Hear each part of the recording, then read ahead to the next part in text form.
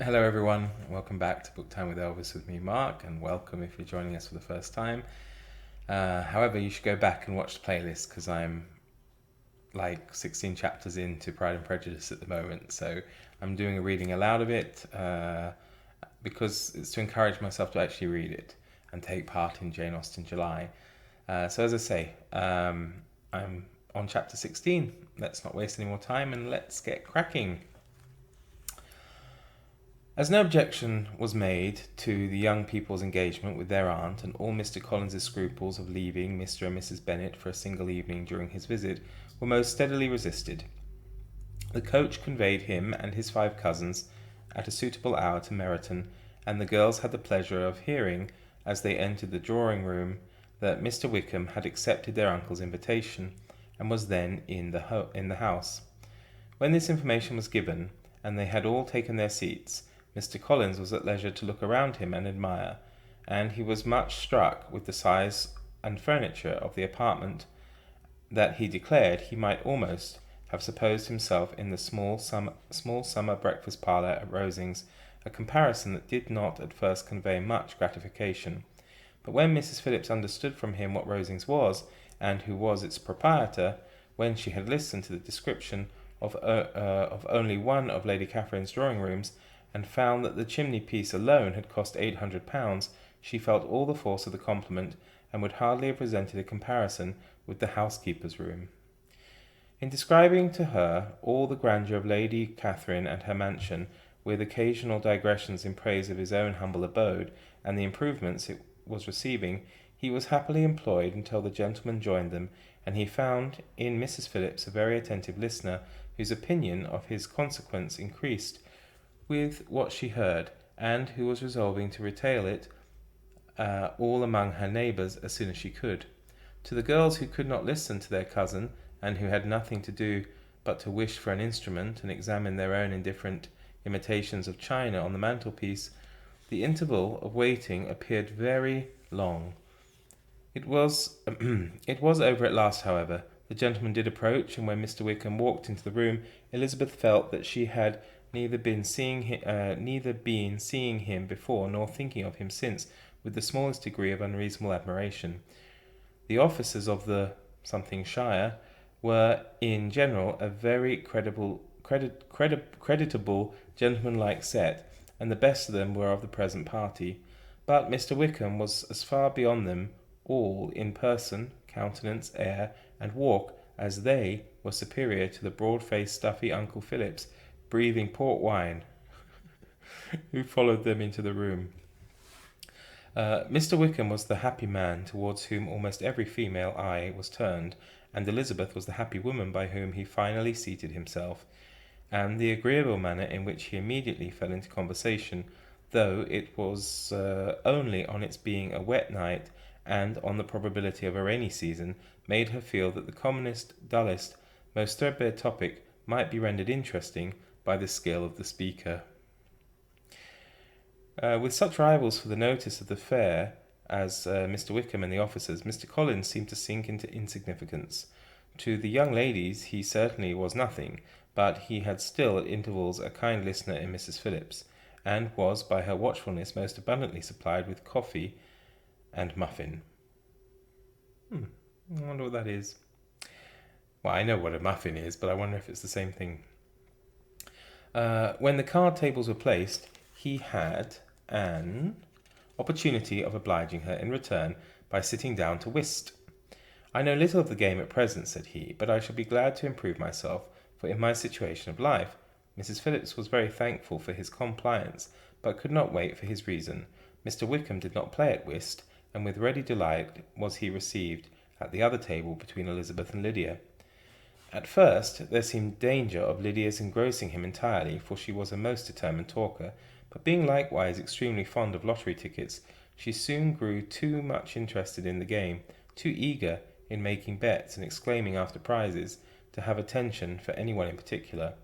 Allowing for the common demands of the game, Mr. Wickham was therefore at leisure to talk to Elizabeth, and she was very willing to hear him, though what she chiefly wished to hear she could not hope to be told, the history of his acquaintance with Mr. Darcy. She dared not even mention that gentleman, Her curiosity, however, was unexpectedly relieved. Mr. Wickham began the subject himself. He inquired how far Netherfield was from Meryton, and after receiving her answer, asked in a hesitating manner how long Mr. Darcy had been staying there. I wonder what's going on. About a month, said Elizabeth, and then, unwilling to let the subject drop, added, He is a man of very large property in Derbyshire, I understand. Yes, replied Wickham. His estate there is a noble one, a clear 10,000 per annum. You could not have met with a person more capable of giving you certain information on that head than myself, for I have been connected with his family in a particular manner from my infancy. Elizabeth could not but look surprised.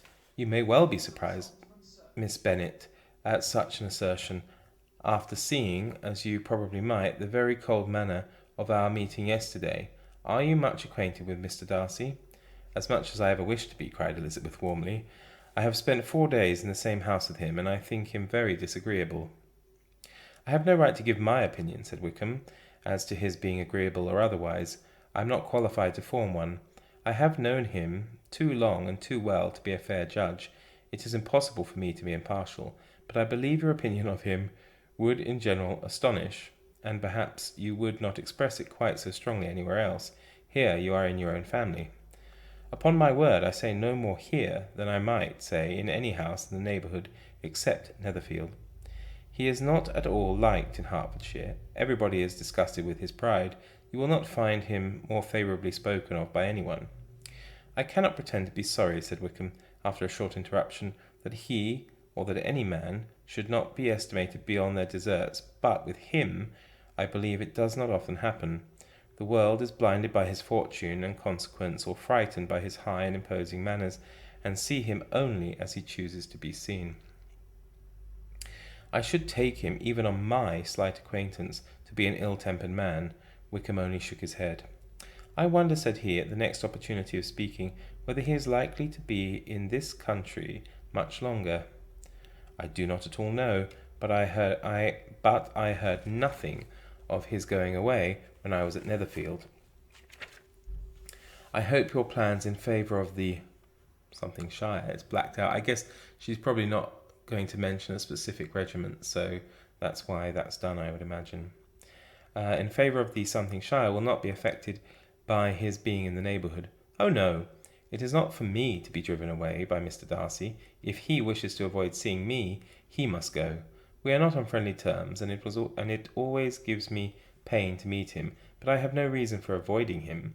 But what I might proclaim before all the world a sense of very great ill-usage, and most painful regrets at his being what he is. His father, Miss Bennet, the late Mr. Darcy, was one of the best men that ever breathed, and the truest friend I ever had, and I can never be in company with this Mr. Darcy without being grieved to the soul by 1,000 tender recollections. His behaviour to myself has been scandalous, but I verily believe I could forgive him anything and everything rather than his disappointing the hopes and disgracing the memory of his father. Elizabeth found the interest of the subject increase and listened with all her heart, but the delicacy of it prevented further inquiry. Mr. Wickham began to speak on more general topics, Meryton, the neighbourhood, the society, appearing highly pleased with all that he had yet seen, and speaking of the latter especially with gentle but very intelligent gallantry. It was the prospect of constant society and good society, he added, which was my chief inducement to enter the something Shire.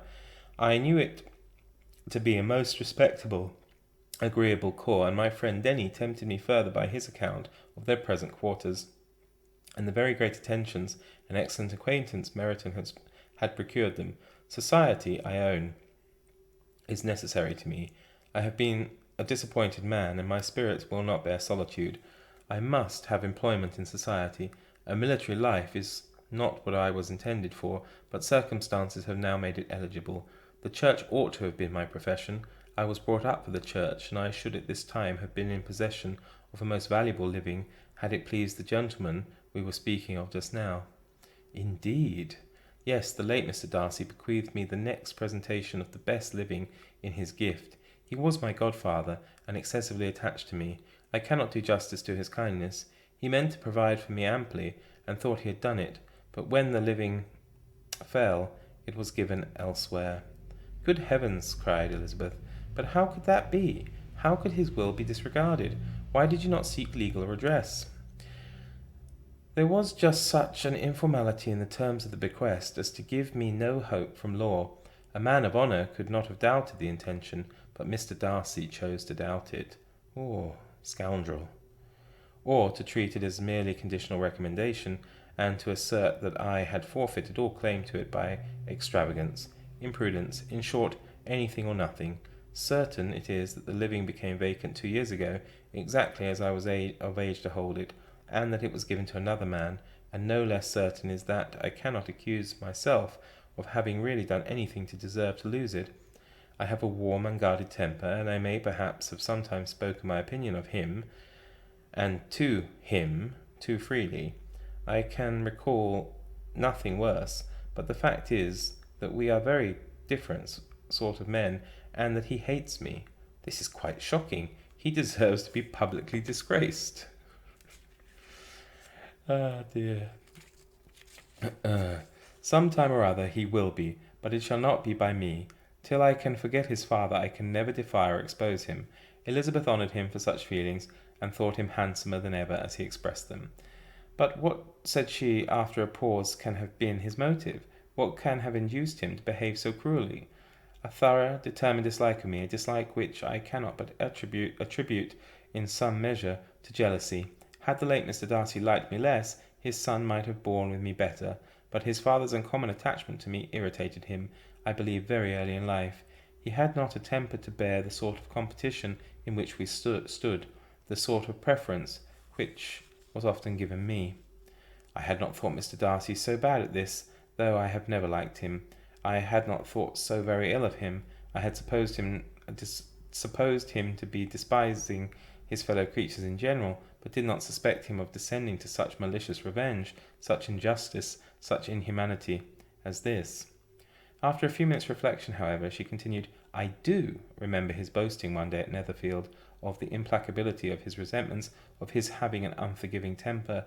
His disposition must be dreadful. I will not trust myself on the subject, replied Wickham. I can hardly be just to him.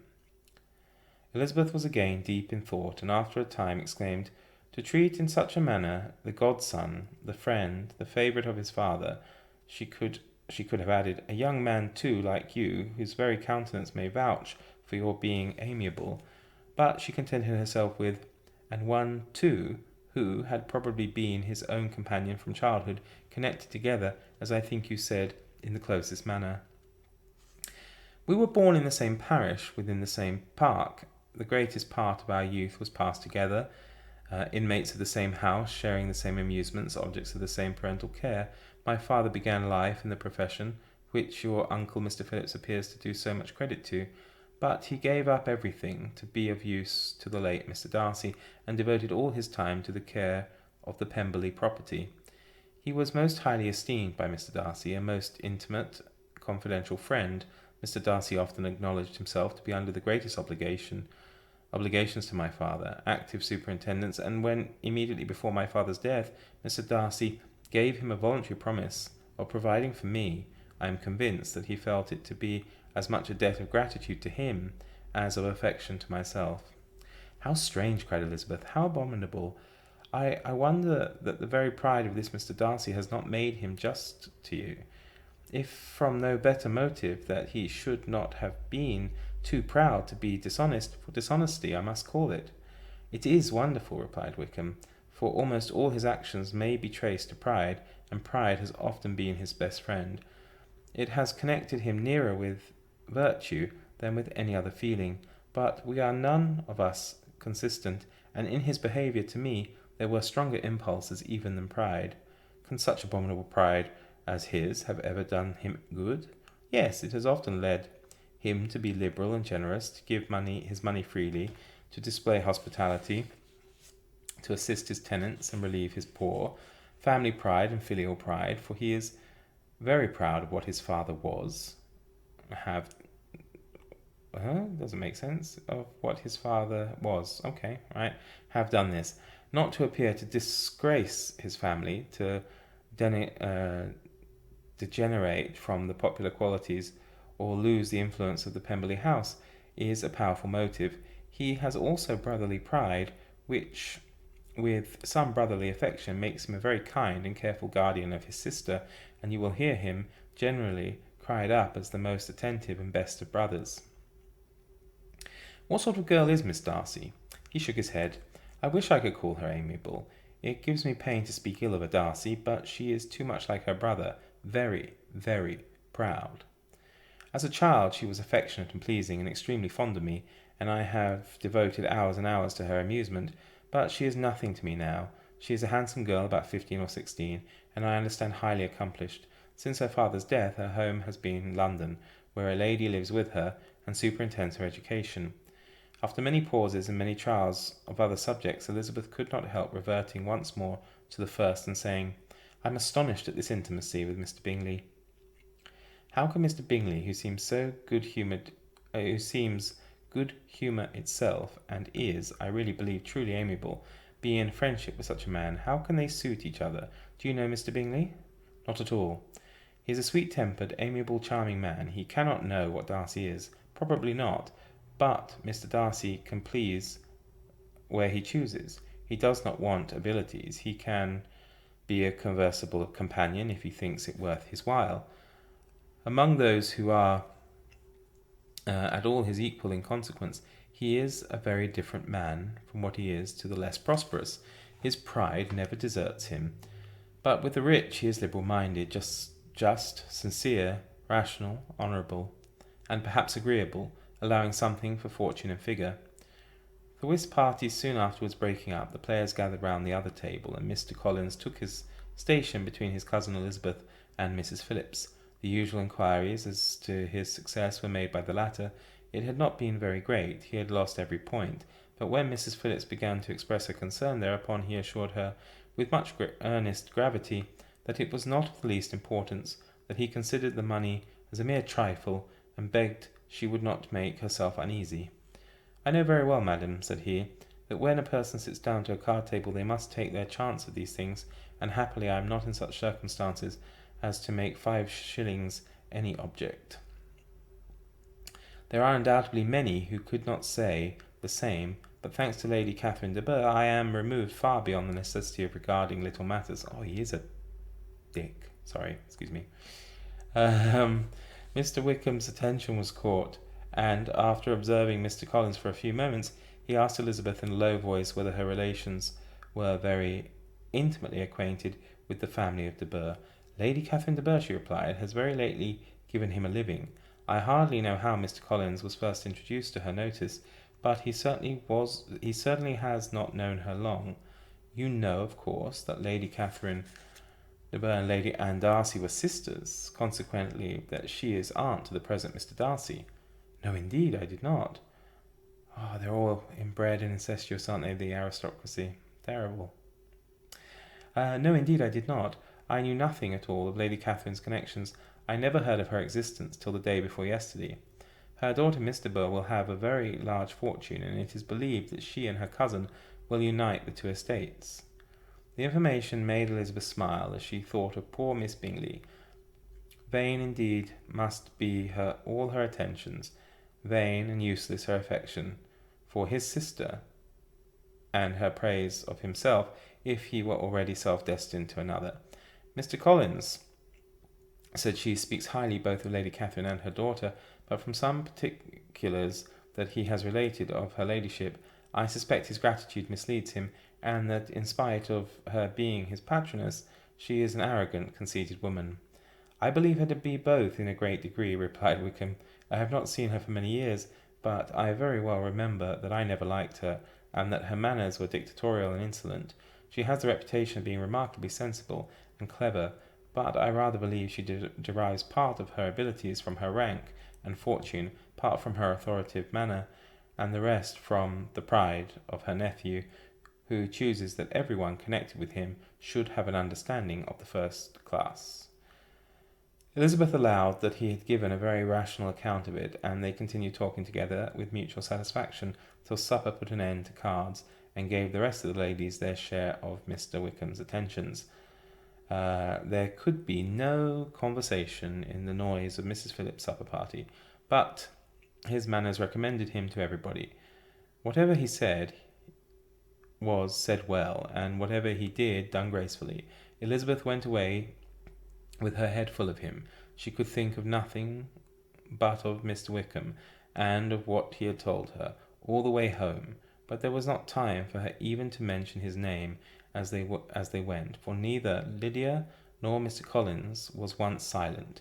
Lydia talked incessantly of lottery tickets, of the fish she had lost and the fish she had won, and Mr. Collins, in describing the civility of Mr. and Mrs. Phillips, protesting that he did not in the least regard his losses at whist, enumerating all the dishes at supper, and repeatedly fearing that he crowded his cousins, had more to say than he could well manage before the carriage stopped in Longbourn House.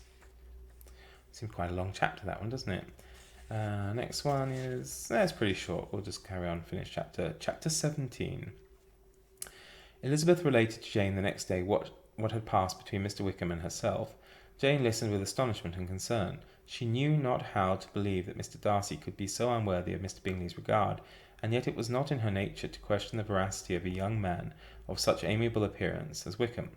The possibility of his having really endured such unkindness was enough to interest all her tender feelings, and nothing therefore remained to be done but to think well of them both, to defend the conduct of each, and throw into the account of accident or mistake whatever could not be otherwise explained. They have both, said she, been deceived, I dare say, in some way or other, of which we can form no idea. Interested people have perhaps misrepresented each to the other. It is, in short, impossible for us to conjecture the cases or circumstances that may have alienated them, without actual blame on either side. Very true indeed. And now, my dear Jane, what have you got to say in behalf of the interested people who have probably been concerned in the business? Do clear them too, or we shall be obliged to think ill of somebody. Laugh as much as you choose, but you will not laugh me out of my opinion. My dearest Lizzie, do but consider in what a disgraceful light it places Mr. Darcy to be treating his father's favourite in such a manner, one whom his father had promised to provide for. It is impossible. No man of common humanity, no man who had any value for his character, could be capable of it. Can his most intimate friends be so excessively deceived in him? Oh, no. I can much more easily believe Mr. Bingley's being imposed on than Mr. Wickham should invent such a history of himself as he gave me last night, names, facts, everything mentioned without ceremony. If it not be so, let Mr. Darcy contradict it. Besides, there was truth in his looks. It is difficult indeed, it is distressing. One does not know what to think. I beg your pardon, one knows exactly what to think. But Jane could think with certainty on only one point, that Mr. Bingley, if he had been imposed on, would have much to suffer when the affair became public. The two young ladies were summoned from the shrubbery where this conversation passed by the arrival of some of the very persons of whom they had been speaking. Mr. Bingley and his sisters came to give their personal invitation for the long-expected ball at Netherfield, which was fixed for the following Tuesday. The two ladies were delighted to see their dear friend again, called it an age since they had met, and repeatedly asked what she had been doing with herself since their separation. To the rest of the family they paid little attention, avoiding Mr. Bennet as much as possible, saying not much to Elizabeth and nothing at all to the others. They were soon gone again, rising from their seats with an activity which took their brother by surprise, and hurrying off as if eager to escape from Mrs. Bennet's civilities. The prospect of the Netherfield ball was extremely agreeable to every female in the family. Mrs. Bennet chose to consider it as given in compliment to her eldest daughter, and was particularly flattered by her receiving the invitation from Mr. Bingley himself instead of the ceremonious card. Jane pictured to herself a happy evening in the society of her two friends and the attentions of their brother, and Elizabeth thought with pleasure of dancing a great deal with Mr. Wickham, and of seeing confirmation of everything in Mr. Darcy's look and behaviour. The happiness anticipated by Catherine and Lydia depended less on any single event or any particular person, for though they each, like Elizabeth, meant to dance half the evening with Mr. Wickham, he was by no means the only partner who could satisfy them, and a ball was, at any rate, a ball, and even Mary could assure her family that she had no disinclination for it. "While I can have my mornings to myself," said she, "it is enough. I think it no sacrifice to join occasionally in evening engagements. Society has claims on us all, and I profess myself to be one of those who consider intervals of recreation and amusement as desirable for everybody." Elizabeth's spirits were so high on the occasion that, though she did not often speak unnecessarily to Mr. Collins, she could not help asking him whether he intended to accept Mr. Bingley's invitation, and if he did, whether he would think it proper to join in the evening's amusement, and she was rather surprised to find that he entertained no scruple whatever on that head, and was very far from dreading a rebuke, either from the Archbishop or Lady Catherine de Bourgh, by venturing to dance. "I am by no means of opinion, I assure you," said he, "that a ball of this kind given by a young man of character to respectable people can have any evil tendency, and I am so far from objecting to dancing myself that I shall hope to be honoured with the hands of all my fair cousins in the course of the evening, and I take this opportunity of soliciting yours, Miss Elizabeth, for the two first dances, especially, excuse me, oh dear, it's taking its toll on me, maybe, a week of doing this. Where was I? For the two first dances, especially a preference which I trust my cousin Jane will attribute to the right cause and not to any disrespect for her. Elizabeth felt herself completely taken in. She had fully proposed being engaged by Mr. Wickham for those very dances, and to have Mr. Collins instead. Her liveliness had never been worse timed. There was no help for it. However, Mr. Wickham's happiness and her own was perforce delayed a little longer, and Mr. Collins' proposal accepted with as good a grace as she could. She was not the better pleased with his gallantry from the idea it suggested of something more. It now first struck her that she was selected from among her sisters as worthy of being the mistress of Hunsford Parsonage, and of assisting to form a quadrille table at Rosings, in the absence of more eligible visitors. The idea soon reached a conviction as she observed his increasing civilities towards her, and heard his frequent attempt at a compliment on her wit and vivacity, and though more astonished than gratified herself by this effect of her charms, it was not long before her mother gave her to understand that the probability of their marriage was exceedingly agreeable to her.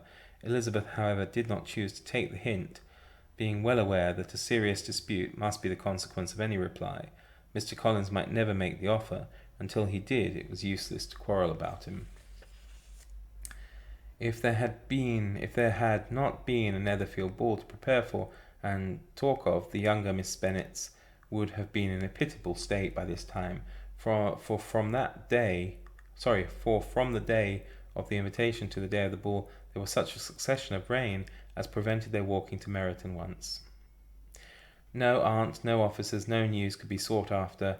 The very shoe roses for Netherfield were got by proxy. Even Elizabeth might have found some trial of her patience in weather which totally suspended the improvement of her acquaintance with Mr. Wickham, and nothing less than a dance on Tuesday could have made such a Friday, Saturday, Sunday, and Monday endurable to Kitty and Lydia. So we stopped there just before chapter 18.